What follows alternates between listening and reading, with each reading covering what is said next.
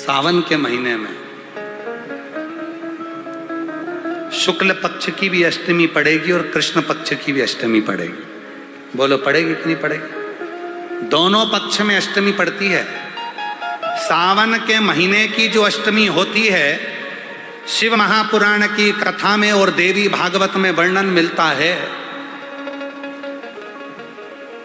देवी भागवत में और शिव पुराण में वर्णन मिलता है, अष्ट सिद्धि नवनिधि 64 योगिनी सारी विद्या नव देवी सब सावन के महीने की अष्टमी तिथि के दिन महादेव से मिलन करने आती हैं।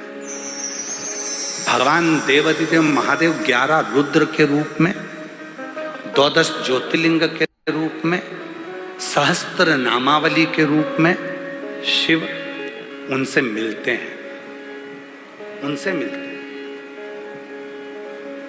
वो समय होता है प्रदोष का समय, शाम का समय, जब सावन के महीने की अष्टमी तिथि पड़े, चाहे वो उजाले की पड़े चाहे अंधेरे की पड़े, अष्टमी तिथि पड़े, शाम के समय 2 दीपक, एक लंबी बत्ती का एक गोल बत्ती का, शिव के मंदिर में अपनी कामना कर कर, जो बच्चों को अच्छी नौकरी चाहिए या कोई बीमारी का हल चाहिए या धन की कमी है या कोई समस्या है, एक लंबी बत्ती किसके लिए है? जम के बोलो, देवी के लिए। गोल बत्ती किसके लिए है? देव के। 2 बत्ती घी की, गोल बत्ती को जलाओ पहले, फिर लंबी बत्ती का जो दिया हो उसकी बत्ती का मुख गोल बत्ती की ओर हो, वो बत्ती अपनी ओर नहीं हो। समझ में आ रहा है ना सबको? ये जो बत्ती का मुख है, देखो ये दिया, ये लंबी बत्ती, ये गोल बत्ती, तो ये जो गोल बत्ती है आपने यहाँ जलाई और ये लंबी बत्ती जो है ना, इसका मुख गोल बत्ती की ओर।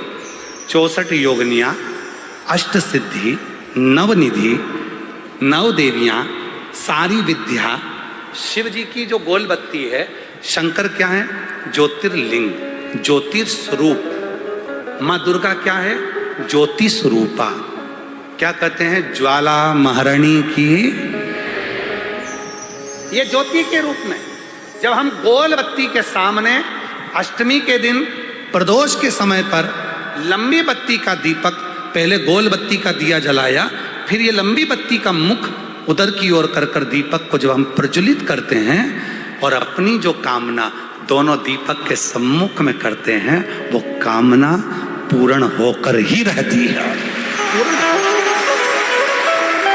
दो बत्ती पर करना क्या है?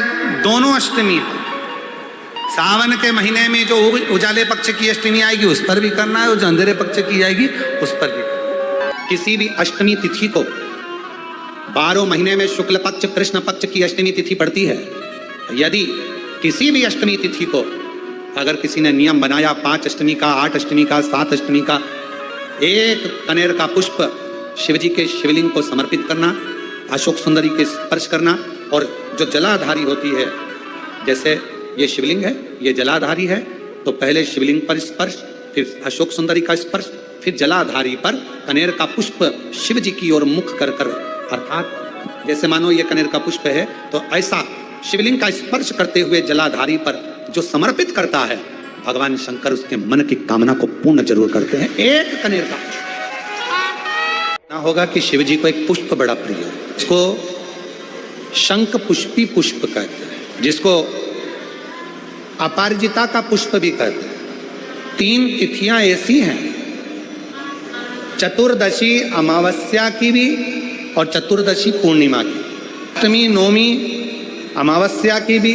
और अष्टमी नवमी पूर्णिमा की। ये वो तिथियां हैं जिन तिथियों में मां नील सरस्वती का स्तोत्र का पाठ कर कर एक शंख पुष्पी पुष्प, एक अपराजिता का पुष्प जलाधारी पर रखकर 7 बार अगर जल का पात्र से जल चढ़ाया जाए और उसी जल को कटोरी में झेल लिया जाए, उस जल को 3 दिन तक लगातार यदि सुबह दोपहर शाम रोज उस बच्चे को देना चालू करी है, उसके हाथ पैर भी काम करना प्रारंभ करेंगे, उसकी बुद्धि भी काम करना प्रारंभ करेगी। जो वो पलंग पर पड़े पड़े राल टपकाता रहता है, उसको लोग कहते हैं कि 18 साल का हो गया और दिमाग केवल 10 साल का है, 5 साल का है। उसमें धीरे धीरे बुद्धि प्रबल होना प्रारंभ हो जाएगी और वो भी एक दिन कार्य करना प्रारंभ। श्रावण के महीने में तुमने भूलवश भी अगर पार्थिव लिंग का निर्माण करा हो और पार्थिव लिंग का निर्माण कर कर अगर एक बेलपत्र शंकर को समर्पित करी हो, तो वो बेलपत्र का फल मुझे दे दिया जाए। एक बेलपत्र का फल मुझे दो।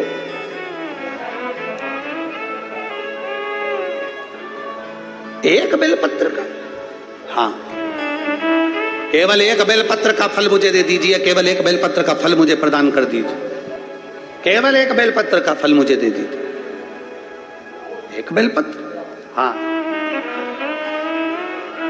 पार्वती जी कहती हैं इस बच्चे के लिए मैंने हजारों वर्ष तक अगर तप करा हो तो वो तप भी तू ले ले, मैं तुझे देने को तैयार हूं। 1000 वर्ष का तप मैं घड़ियाल तुझे देने को तैयार हूं, पर एक निवेदन है कि श्रावण महीने में जो मैंने एक पार्थिव लिंग का निर्माण करा और जो बेलपत्र समर्पित करा, उसका पुण्य मैं तुझे नहीं दे सकती। 1000 वर्ष का पुण्य ले ले, मैं दे दूंगी, पर एक श्रावण के महीने के पार्थिव लिंग के पूजन का एक बेलपत्र का पुण्य नहीं दे सकती। घड़ियाल कहता है मुझे तुम्हारे हजारों वर्ष का तप नहीं चाहिए, मुझे तो केवल एक श्रावण महीने के पार्थिव लिंग पूजन का एक बेलपत्र का फल चाहिए। तब पार्वती जी ने विचार करा, अब जरा विचार आप करिएगा, 1000 वर्ष तक तप करने का फल घड़ियाल नहीं ले रहा है, एक सावन के महीने के पार्थिव लिंग के पूजन में जो बेलपत्र समर्पित किया गया उसका फल ले रहा है। मतलब समझने का विषय है कि एक पार्थिव लिंग सावन के महीने में बनाया जाता है और उस पे एक बेलपत्र चढ़ाई जाती है, तो 1000 वर्ष के तप का फल ज्यादा है, उसका फल ज्यादा है। 1000 वर्ष से ज्यादा तप के फल से बड़ा फल है पार्थिव शिवलिंग का निर्माण श्रावण महीने में कर कर एक बेलपत्र समर्पित कर। एक बेलपत्र करिए आप लोगों ने, किस किसने पूजन करी, जरा हाथ उठाओ। सभी ने करा है, रखो रखो वापिस। अब जरा विचार करिए कि हजारों वर्ष के पूजन के फल के बराबर एक पार्थिव लिंग के निर्माण को और एक बेलपत्र समर्पित करने का फल प्राप्त हो जाए। एक बेलपत्र में वो बल हो जाता है पार्थिव लिंग पूजन के श्रावण महीने के।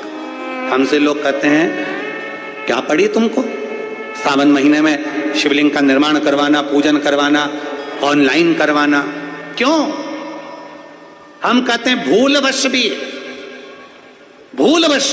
अगर कोई अपने घर में सावन के महीने में पार्थिव लिंग का निर्माण कर लेता है, पूजन कर लेता, भूलवश भी, और एक बेलपत्र समर्पित कर देता है, उसको हजारों वर्ष का पुण्य फल तप का तो वैसे ही प्राप्त होगा।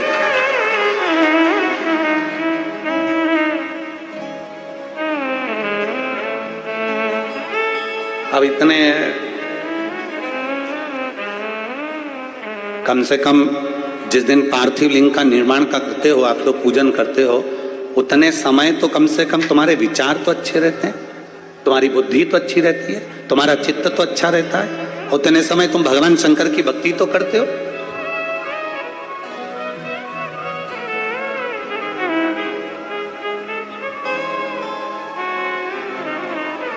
तुम्हारे पास में उस समय पर भक्ति तो अविरल रहती है।